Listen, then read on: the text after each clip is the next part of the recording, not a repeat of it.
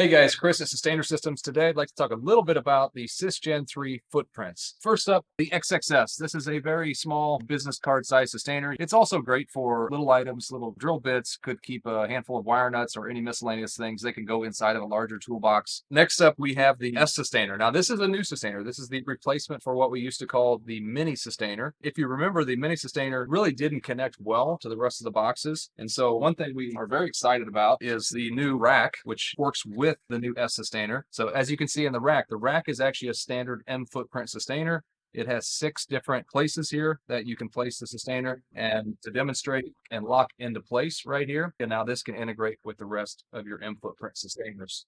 And on that same path, we have the M footprint sustainer. This is where it all started back with the classic generation. Originally, we just had the M footprint sustainer and we still have it. We have it in many different heights. This is still probably the most common sustainer that you run across. It's also where we have the widest selection. Next up, we have the L sustainer, and the L sustainer is a little bit wider, same depth. And this is great for bigger tools like a reciprocating saw or a larger hammer drill, anything that's got a bit of additional length to it. Again, different heights, connects well with the M, no problem. And last but not least, the XXL comes in 2 different heights. It does utilize 2 different T-locks. This is great for a bigger item like a chainsaw, drywall sander, etc. Or it can also be great if you want to carry multiple tools in the same box.